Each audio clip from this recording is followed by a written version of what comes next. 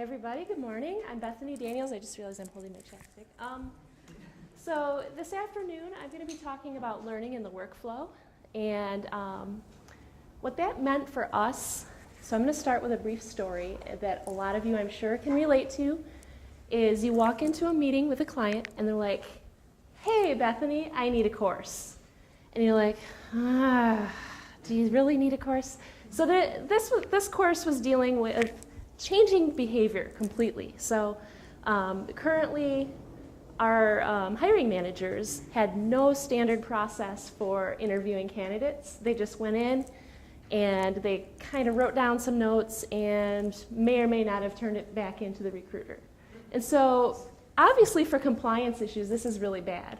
And so what they needed the hiring managers to be able to do is, one, conduct a compliant interview, two, not bring any unconscious bias into the interview, and three, turn in those notes. So if we're audited ever, we can justify why we made the hiring decisions we did.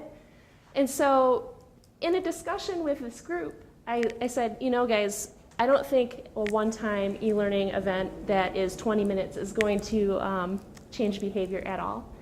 And so it was a really interesting meeting because we started out with just a half an hour. This is just going to be a quick thing. And it turned into 2 hours later, walking out like, that was the most productive meeting I've ever had in my life. So how did I do this? So I'm going to go through in my session and discuss the multiple things that it takes to get buy-in from your clients who may not understand your process. They may be used to just a prescribed one-time learning event. And so I'm going to talk about how I used one, action mapping. How many of you have heard of action mapping? Awesome. So we'll talk about action mapping and how that led to buy-in all around. We're going to talk about evaluation and starting with your evaluation up front instead of considering that as an afterthought. So we're going to go beyond the smile sheet and we're going to talk about, and I'm going to use Kirkpatrick in this example. I know other people may have a different model, but this is one that generally most people understand. So we'll talk about how we establish a baseline so we can start measuring at level 4 the return on expectation, and then also how we can see if the behavior is actually changing.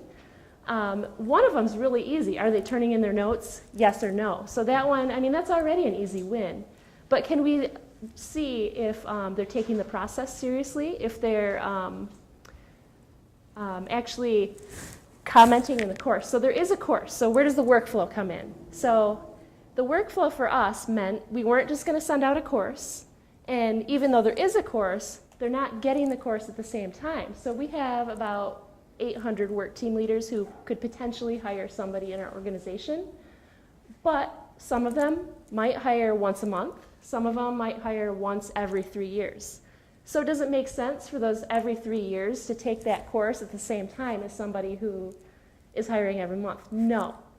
And then also the process of setting up interviews takes time. So they may take the course, but they may not begin the interviewing process for another month. So in that time, they might forget a lot of what they learned. So how do we deal with that? So that's where spaced learning comes in. So I've been developing a series of little micro scenarios where they go through and they practice what they've learned multiple times. And so that way we can ensure that they understand, or I guess, know how to perform these tasks. So we're really just moving away from understand and know and towards perform. And so how do we know that? So another thing that we've done with this workflow is involved all of the people involved in the process. So a lot of times you get something like, okay, this is going to change and here's how we're going to do it. And you just get an email and you're just expected to know how. So instead, we've developed a visual workflow for people to follow that's color-coded so they know exactly when the torch is passed to them, what they need to do, and whose turn it is next. So I'll share that resource with you. And I'll also talk about gathering all of those people and making sure that they're on board and getting buy-in from those people. So recruiters and hiring managers and just admins. So we have an LMS or LRS admin who's involved in this because he has to send information to the recruiter, and then the recruiter has to understand that data and why they have that. So Yeah, I don't know if 45 minutes is going to be enough because I've spent a lot of time on this. So in my session, just tell me what you want to talk about, and we can go there. So and you can talk to me afterwards too. So yeah, that's it.